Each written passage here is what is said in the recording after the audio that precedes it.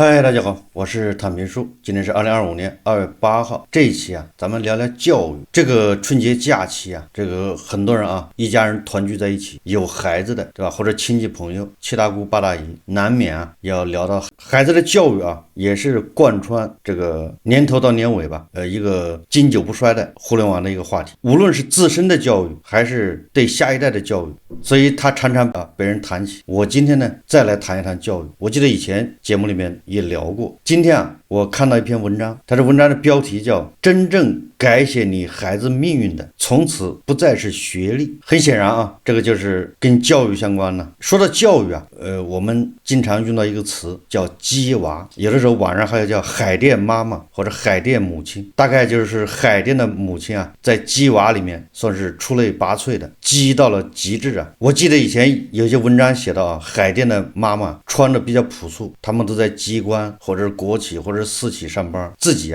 不精修不打扮，但是却把孩子送到昂贵的那些课外辅导班，他们在外面等着。什么意思呢？就是他们把身上的积蓄能动用的钱恐怕都花在孩子身上，这就是鸡娃鸡到了极致。为什么会有这样的现象呢？因为鸡娃的费用更高你像那辅导班很多都是一节课400块，有的是200块，对吧？有的是4节课一起上。总之这个数字少则几十万，多则上百万，就是一个小孩从初中到高中到高考花100万，这个在北京不算事，尤其是在海淀。那大家就不禁要问了，这样鸡娃有没有用？这样鸡娃的目的到底在哪里？这种鸡娃的风潮什么时候能结束？全民鸡娃。所以在2021年政府实在受不了了，搞了个双减。大家要理解那双减的意义，这就是针对这个鸡娃，造成父母越来越焦虑孩子也受不了，这个赛道越来越卷嘛。然后加上那培训机构那种故意制造焦虑我记得以前北京最疯狂的时候，所有的电梯里面全部是鸡娃广告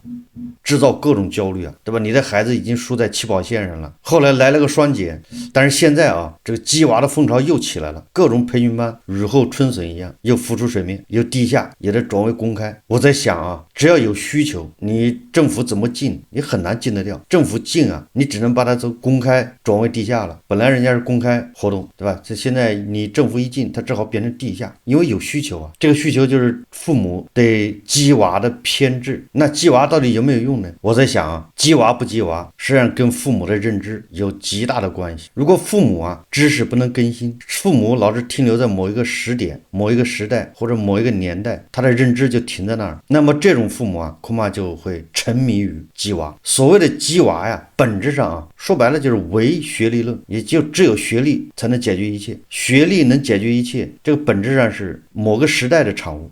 就比如说我们那个时代，你考上大学好像就是天之骄子，你好像问题都解决了。我们那时候教育就是这样，你要考不上你就穿草鞋，考上了你就穿草鞋。什么意思就是农民。皮鞋什么意思就是城里人。过去是城乡二元对立你要想从农村进城，只有高考。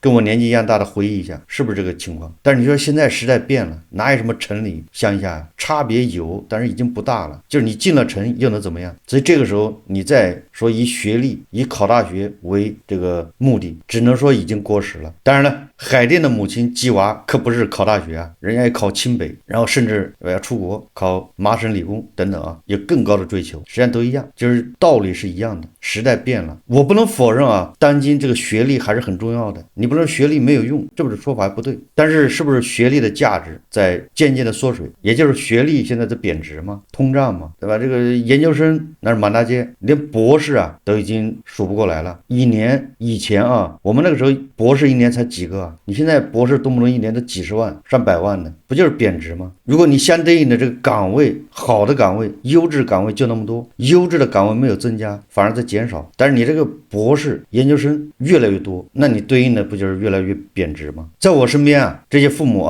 自己思路清楚的，一旦发现自己家的孩子不是读书的料，就绝对不会再继续费功夫给他砸大钱去补课读书，也不会逼着孩子每天作业刷题到晚上12点，第二天一脸疲惫的接着念书，而是立马切换培养模式，不再疯魔追求读书成绩，只要正常学习即可，哪怕成绩不佳，也坦然接受现实。实际上啊，大家应该清楚，作为父母啊，鸡娃只是让孩子拥有良好事业的通路，而不是目的。也就是鸡娃也是一个手段，对吧？希望他未来能好一点。鸡娃不是目的，那既然是手段，那就有的商量。就好比咱们要到达一个目的地，原本走这条路是捷径，而且这条路似乎能过去，那我们就走这条路。但是事实证明啊，这条路走不过去，前面是高山，是雪地，那我们就应该想一想，能不能走别的路，换一条路径，不就这意思吗？所以你要想让孩子未来能过得好一点，学习只是一方面，学历啊，能拿到学历那是最好的，拿不到或者在学习这块没有什么挖潜的这个可能，那就换个方向。我们看到太多的小镇做题家呀，这个小镇做题家有的时候把它形容成一个贬义词，但实际上我认为啊，它也不完全是贬义的，它就是一个现象，确实有小镇做题家。什么意思呢？就是从小到大被父母强行灌输各种应试思维，对吧？人生啊，从这个3岁幼儿园开始到考大学18岁，一路就知道学习、解题、刷题、答传，并且父母、老师给他灌输的都是唯成绩论，对吧？学习好不好，那都是你今天是不是考了100分、120分或者多少分，这个尺子就一个，就是你成绩，没有其他的尺子。然后这样的孩子到了18岁啊，因为他缺乏这种社会化的练习啊，也就是他一心都放在学习、刷题上面，小镇做题家嘛，所以他就缺乏一些社会方面的这个练习或者叫实践，不知道如何接人待物，不知道如何跟人打交道，不知道如何说话，更不懂得如何控制自己情绪啊，如何处理自己的这个矛盾，内心的矛盾呢？因为从小就被高压，被父母各种PUA 压力。你看父母为了教育孩子什么手段都用啊，有的父母是靠暴力，就是打，有的父母是靠骂，对吧？那一张嘴就放在孩子身上，早上起来开始盯起，不停的在给他灌输，对吧？你要好好学习啊，你今天考了多少？你这个题为什么做错了？就是从早到晚密切监视，对吧？有的是 PUA 啊，你看看谁家的孩子，人家你看看也不需要父母操心，都不需要管的，人家考试都是第一，人已经拿了区3好学生，拿了市3好学生等等就是反复的 PUA 打压你。还有的是卖惨，就是道德绑架。道德绑架什么意思？就是父母你看我这么懒这么累啊，我这么辛苦，我每天早上要开车去送货，对吧？我每天骑电瓶车送外卖，我图什么？不就是希望你好好学习吗？你这么干对得起谁啊？那孩子还没有才多大呀，就经受这样的道德绑架摧残，他那个心灵多多少少都产生了扭曲所以说很多孩子就这种教育下来的孩子出来都是大宝贝这心理有问题他不是个正常的家庭出来的，就是他一直在高压状态下出来的，他这个压力是无形的，就是你好像我也没让你干活，对不对？我也没让你干这个干那个，我只是让你学习而已，只是让你看书，但是父母不知道，这种教育下来都是畸形。好，即便这样的孩子考上了985、211，你说他又能怎么样？性格内向，不是妈宝男就是乖乖女，不善言辞，墨子都压不出一个屁，最主要的是缺乏自信。你这个还是考上985的，还好多在这种高压之下还没考上的，那不就更成了问题了吗？但是有一种孩子从小学习是不咋地，但是人呢比较阳光，比较活泼，父母也接受了，这孩子反正是考不上大学了，考个大专也行，实在不行就随便，只要这孩子健康就行。然后你能跟同学搞好关系，对吧？你不要在学校捣乱，你自己差，你学习差你就自己差就完了，别拖后腿。然后呢多社交，对吧？多去发展自己兴趣方面的这种特长。有的孩子偏科喜欢阅读，他就读小说各种文章，然后深度分析，对吧？叫深度阅读有的孩子玩游戏玩得好，有的孩子是推理能力强，有的人会讲故事，表达能力强，对吧？你给他个机会他能说半小时，这些都是特长。往往像这样的人，他出来之后虽然他考不上985、211，也不知道上了个什么野鸡大学，但是他往往出来反而更加阳光，更加自信，更加能适应这个社会，抗压能力强。这里要说的就是什么呢？这就是我说的，你的孩子情商和智商如果两者兼得，那了不得了，对吧？必是人物但是我们都是普通人我们不要指望着情商和智商双商在线，我们要做到什么呢？保证自己的孩子，如果智商不行，那你要追求他的情商，用情商来弥补智商。但是我们希望智商要在线，就是智商尽量的要提高。如果说情商不行，那就智商。这个排斥的不是跷跷板的关系，是两者都可兼得，但是咱们都是普通人，很难兼得。那我们抓住一个，你说我就是智商高，但是情商不行，那不要紧，那你情商在提高的同时你要加强自己的智商，让自己以后成为某个行业的专家大拿。什么意思你不会说话不要紧，别人都得求你。有很多专家说话也不好听但是没有办法，人家是这个行业这个细分领域的专家，那你自然就得求他，不好听你也得听，没有办法，就你得做到这份上。还有人说我做不到这份上，就我就没那智商，那你就情商高，要会说话，让人喜欢你。我看啊，在咱们这个应试教育下，双商不在线的非常多，家里使劲的砸钱，玩命的供他学习，考个大学，但是情商特别差。这个我在以前节目说过，对吧？他在下面写个评论都不会写，开口就是我反对你的观点啊，你说的不对，就是他首先他都不一定理解你说了啥，就是因为他智商不够啊，他理解能力有限，完了上来他就反对，这个基本上就阻碍了，就堵死了沟通交流的这种可能，结局就是拉黑。这个你还无所谓，因为在网上不要紧，拉黑了也不能把你怎么样，但是你在现实生活中，你在工作中，我相信你肯定是够呛。为什么呢？你一开口就是我反对，我不同意。情商高的人不会这么说话。在这里我在以前节目都说过了，我在这里再跟大家说一说，如果你以后对吧跟同事开会，轮到你发言的时候，你不要上来说你说的不对，你这一句话你后面说的再好没有用了，你这么搞2次啊，你下次裁员一定是你。情商高的人开会的时候啊，表态，即便前面人说的不对，你都要找到他对的地方加以表扬啊。你说这个同事啊说的非常好，你把他说的对的地方，你认可的地方拿出来，说的太好了。那个同事啊说的也非常好，你也把你认可他的那一点找出来，然后如果啊再加上什么，就把你不同的意见表达出来。你这么说话人家都喜欢，而且能听下去。你上来你不管人家说是啥，你说你说的不对，你连着开会老这么说的话，要不了2月你就要么你就边缘化，开会都不带你啊，要么就是裁员把你裁掉算了。除非你是大拿，不说了吗？离了你这公司赚不了，那人家只能听你的。这样的人有吗？离了你公司就赚不了。所以说啊，情商非常重要，就你要首先学会说话，不要把自己搞得跟大宝贝一样。很多小镇做题家就是不会说话，这个还不说你必须要什么格局、认知是吧？层次，不说这些虚的，就说实际的，要提高情商，要会说话。我们往大里说，这叫求同存异啊，对吧？你的课本都有这些知识，你不会转化。所以啊，对那些学习好的，就是在学习这块有特长的，你还要加强你的情商锻炼。咱们身边的例子，对吧？大家都知道的，就是那个苏州的那叫什么马翔宇。当然了，现在网上有很多人啊认可他，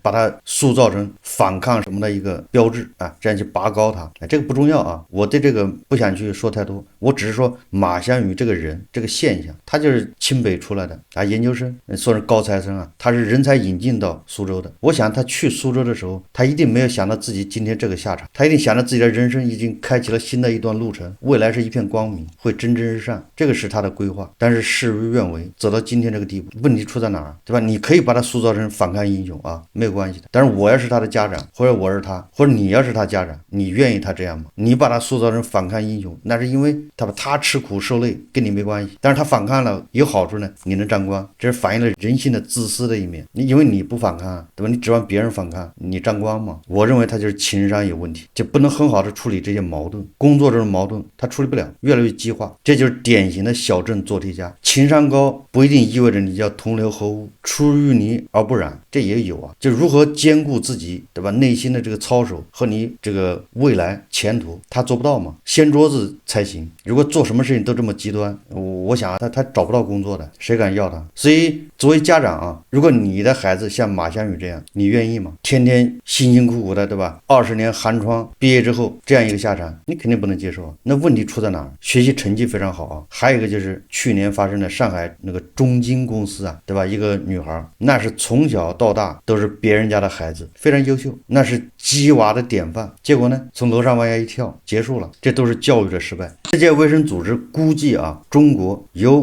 5400万人患抑郁症，4100万人患有焦虑症。关键啊，青年发病率最高。为应对心理精神疾病飙升，当局确定2025年到2027年为精神卫生服务年。就是上亿的人精神有问题，什么概念？也就是说，现在孩子压力特别大，如果你鸡娃稍有不慎，不仅没有把他激出人才出来，反而把他鸡废了，鸡娃的风险非常高啊。所以啊，当你发现你的孩子不是学习那块料的时候，你就放弃，你只求他身体健康，智就是人正常，心智健全，阳光活泼，然后你再找到他的特长。比如说他喜欢手艺，对吧？他动手能力强，那你完全可以照这个给他发展。心灵手巧，那这一块也有不错的职业方向，对吧？有一技在身啊，还饿不死。总之啊，当你把学习的这扇大门给他关上，你发现啊，反而他的路还多了，对吧？只要你抛弃这个学习啊，考大学、考清北的这个执念，你发现他选择余地还多了。厨师也不是不能干，电焊工也可以，对吧？学个什么玉雕师啊，打磨玉器，对吧？这些都没毛病啊。口才不错的，哎，练一练，做一个脱口秀演员，也不至于饿死。总之啊，一旦你抛弃了这个唯学历论这个执念，你可能发现前途啊更加广阔。所以核心是要发现它的特长。这个社会的竞争啊，一定是长处去竞争。我们那个时代啊，讲究的是补短板，哎，我们那叫木桶理论呢，就是决定你这个人的能力啊，决定你这个人以后怎么样，是那最短的一块木板。其实里面木桶啊，不有很多块木板圈起来了吗？最短的那块板决定了你这个木桶能装多少水。我告诉你啊，这个时代正好反过来，现在讲究的是个性化，讲究的是百花齐放。这个尤其是社交媒体发达，所以我们现在应该是要找到你最长的那块板，那块板越长越好，长到别人都能看见你，对吧？一堆木桶里面，哎，就你最早被人看见。所以发挥自己的长处，你的短处呢，能改就改，不能改就算了。这叫投产比，就是你把你的有限的精力和时间放在那个补短板上面，有没有用？效益怎么样？如果说我放在我补短板上面，还不如放在我增强我的这个长的这块板，那你就增强你的长的这块板，不要去补短板。人总有缺点，无所谓的，对吧？你的缺点只要不妨碍别人，不犯法就行了。没有完美的人，追求完美是一种病态。但是我们要知道我们的短板是什么，对吧？这和你知道和不知道是两概念。我知道我的短板是什么，我也不想去补，因为我补我这个短板代价太高，犯不着，那我就不补，对吧？我就在我的优势这一块下功夫。哎，这是你在今后社会中脱颖而出的一个手段呢。但是我们要说回来啊，咱们到现在为止聊的学习，指的是学习课本，指的是参加考试，指的是小镇做题家做题这种学习。但是我们广义上的学习啊，不是这个意思，对吧？你学手艺也是学习啊，对吧？你学习巩固自己的特长，那也是学习啊。所以我们刚才说的学习啊，鸡娃呀，那指的是学习课本、考试。我们无论是小孩啊，还是自己，要保持一个学习的心态。这个学习啊，只学有用的知识，学以致用，学道理，学逻辑，学分析问题的能力。这种学习那是要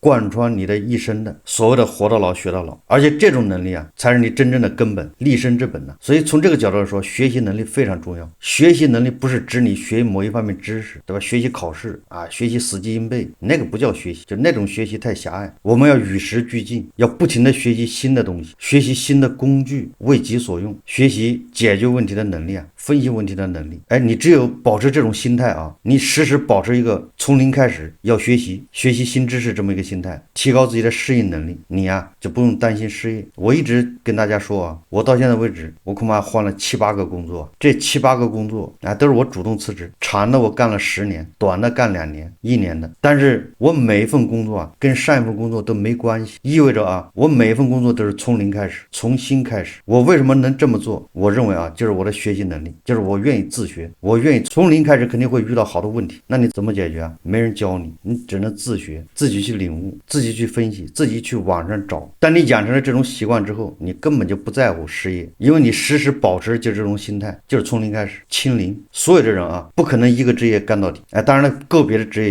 也有可能，比如医生啊、律师啊这些，你恐怕是一个职业干一辈子。但是我觉得绝大部分人不可能一个职业干一辈子的，中间恐怕要换，被迫啊。当然了，你不想换，但社会不容许啊。你比如码农35岁之前写代码，35岁以后啊，80%的码农恐怕写不了代码了，被迫转行，一样的啊。其他的行业差不多。你要说不转行的，那就是拧螺丝的，反正他一直在拧螺丝。既然我们知道我们大概率这一辈子要转行，所以你还不如做好心理准备，就是保持一个学习心态，我随时转行，对吧？这个行业饭不好吃，那换一个，反正从零开始。从这个角度来看，你学什么又不重要了，你大学学什么都不重要。大学也是学习一个学习能力，大学是培养你学习能力的4年。至于你学的什么知识根本就不重要，你掌握学习方法，这是最重要的。所以说啊，我们提炼一下，你这20年寒窗苦啊，你不如早早的掌握学习方法。你掌握了学习方法，这一辈子都要用上，一辈子不停的在学习。所以从这个角度来说啊，鸡娃啊，我不能说全错，鸡娃你的方向也对。如果你鸡错了方向，那是人财两空，给孩子造下巨大的心理阴影。